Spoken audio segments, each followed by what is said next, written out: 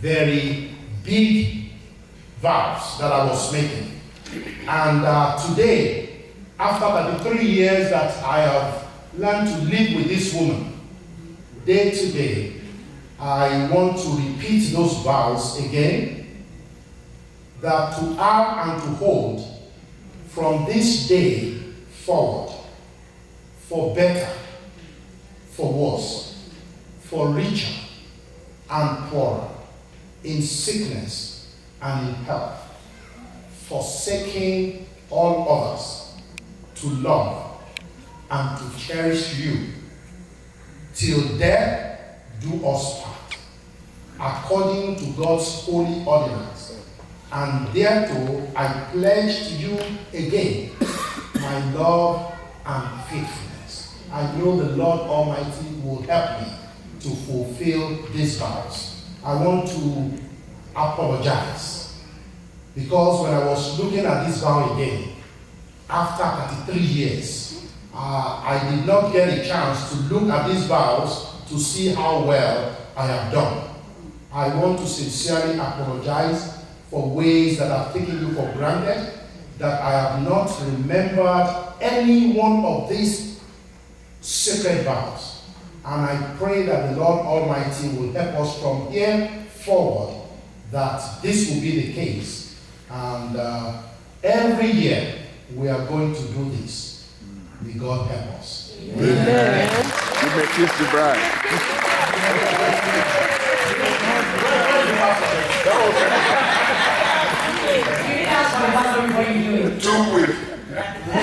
Well, I want to thank God, because my husband did this. I'm going to share a testimony. You know, when we got married, we were just like a regular Jane Joe couple, you know, nothing special. But 8 years into our marriage, I fell sick and almost died. So at that time, I saw a different side of my husband that I didn't know before. So the first day I was admitted in the hospital, I remember that it was, I was, just having so much trouble. I was having diarrhea, I was messing up everything. And my husband went into the bathroom in the hospital. He was trying to wash my clothes, and the nurses had to tell him, no. And then he was washing the bathroom. They were like, no, you don't need to do that, he'll do that. And we lived in Maryland, and it was during there was a blizzard that year. Lots of snow. And my husband did not fail to come to the hospital to see me. In fact, one of our friends, one day he said he called my husband to warn him that, they said there's a blizzard today, you shouldn't go anywhere, but my husband was already on the way. So, and it was, 8 years into our marriage, so maybe it was 34, not very, but I just saw a different, and then at that time, my son was also sick in another hospital, so he was shuttling from one place to another. So, and after that time, we received a lot of love, a lot of prayer. This ACF, you guys sent us money because we had just left Atlanta. You guys prayed for us. People will call and say, Brother Alaba, you call my husband. We're praying. So you were praying for us, you sent money, the Lord delivered me.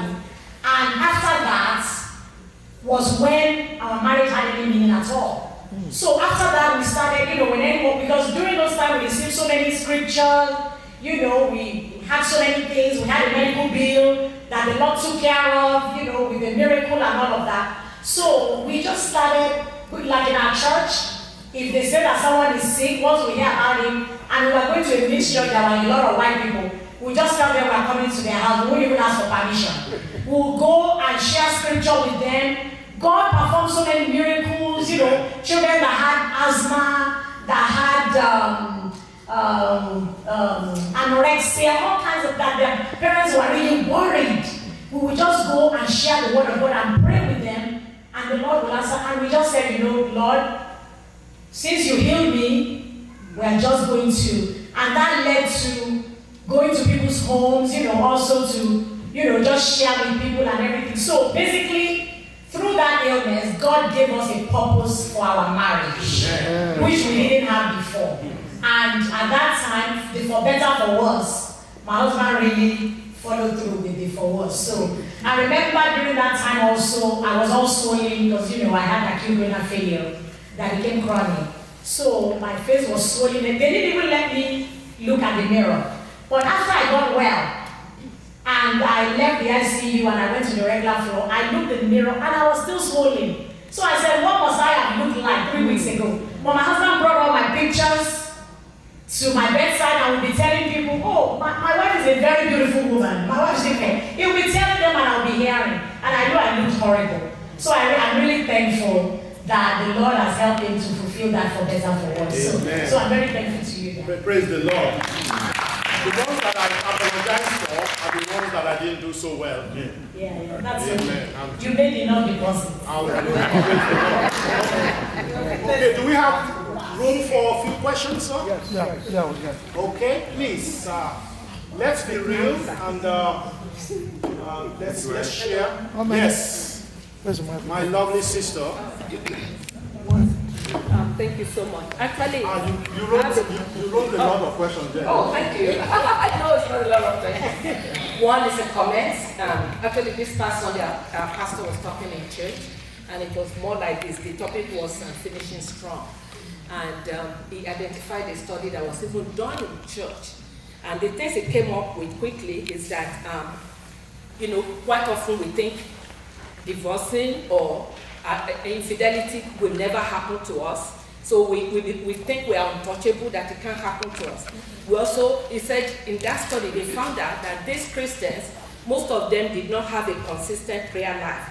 There was no accountability, which I'm saying this because most of us Africans, we don't maintain. We just allow things to fall apart before we do things. We don't seek help where we should. We don't stand up for things that God stands up for. And this is what we're supposed to do.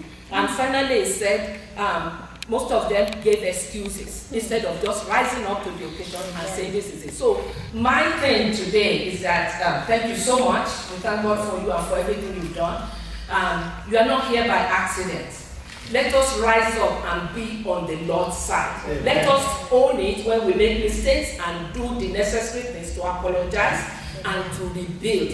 And the assignment that I have is go and look up what it is to apologize. It's not just saying, oh, sorry. No, it's more than that. And I think we will give the Lord so much chance to rebuild us and to use us for His honor and glory. Thank you. Amen. You know, my husband will tell me that, but for the grace of God. I mean, he tells me that all the time. I'm like, what is going on? He said, no, don't take me for granted. Pray for me. And that for the grace of God, so, and I don't take him for granted at all. I don't think that because he's a Christian and because he loves me, that is untouchable. I don't think that at all. And he doesn't even let me think that. It's like I have to be on my knees every day and I have to pray about this and the Lord will keep me. Amen. Yeah. Praise the Lord. So thank you for that, sis. Praise the Lord. Yes, sir. Wow, thank you very much. Thank you. I believe this is enriching all of us. I have a question. When you were showing the slides, there was one word that got my attention. That was the word unrealistic. You mentioned unrealistic expectation. So I wanted to ask, what does that really mean? Who determines what is unrealistic? And what if there is disagreement on what is what we regard as unrealistic? What is the next level? Does it go from magistrate court to superior court and then to? I think it's a fine line. Because many of these things that we are doing is generalized. So if we stand here and say this is unrealistic and that is unrealistic, we don't know exactly what is realistic to a particular couple. So if your spouse has a demand of you and you think it's unrealistic, it's something that you should talk about. I would say something that I would say would be an unrealistic expectation. My husband mentioned it before. Just thinking that I will know what he's thinking in his mind without him telling me, I don't think that is fair to me to have that expectation of another human being. That if you don't express your need, that they will just know that you have that need. That would be one. Another thing, I think unrealistic expectation comes when we seem not to know the person that we are in relationship with. For instance, someone might just wake up and say that, oh, if you really love me, that car that my friend rides in, how come the husband gave him a Mercedes and you only went and bought me a second-hand Lexus? And so that if you truly love me, then I should be riding a Jaguar or a Ferrari. And when you really know that this guy, you really know what the guy is making, and you are expecting him to do that as a way of showing you his love. That is unrealistic. At least the man would think that is unrealistic. That's another example. I'm sure we all can chime in and give us some of the things that sometimes we want to ask of the other person that is so unrealistic. I understand what my brother is saying, because if you think something is a need and then your spouse is telling you that it's unrealistic, but you both have to talk about it. Some things are unrealistic, some things are not. Just because I don't want to do it, I don't want to do what you want, doesn't mean that it's unrealistic, So I think that's what it is. If we are not just taking into consideration, what is possible for our spouse or what is normal, and we just, expect them to know or ask for something that we know that they cannot do. So, yeah. Yes, brother. I'm sure you have an example of unrealistic demand.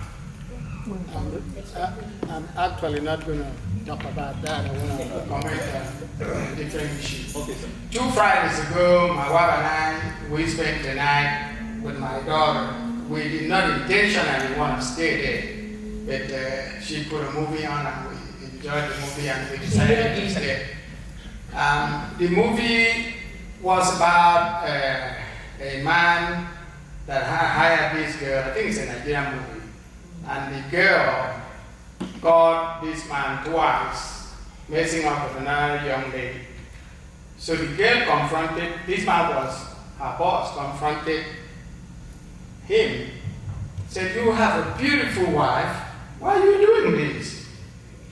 The man said, "My wife is boring."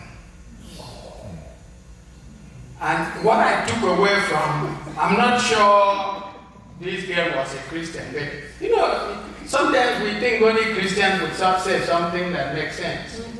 But when she said, "My wife is boring," a takeaway for me was the question the girl asked him. Said, "Okay, have you communicated to her that she's boring?" What is she boring about? What is it that makes you feel she's boring? So that goes back to communication. And also unexpected, unrealistic expectation. When you have not made communicated. I know we have children here among us, but you want spice. There may be things we do in our confines, that's called the bedroom, that you have to communicate to each other how things should go. You don't, in fact, if I mention the name of this sister many years ago, I think it was 1988 in this SCF, she said something that was just amazing. She was teaching like you guys doing. She said, the worst thing for a woman is to get to a time and already know what's going to happen. So, unrealistic expectation could be, or not communicating with your spouse about what you as a man think is boring, or what you as a wife thinks is what? Boring to you. Yeah. So communication is very, very critical. And I thank God for the president and the executive allowing this kind of forum to happen. I think we should always remember that we're a team. Sometimes men just push it to the women that, she should know what to do, and, if she's boring, I'm just going to go. So, you are a team. And, even people that go out and find other people, it's a lot of headache. It's not of God. It disturbs your life. It's really, tragic.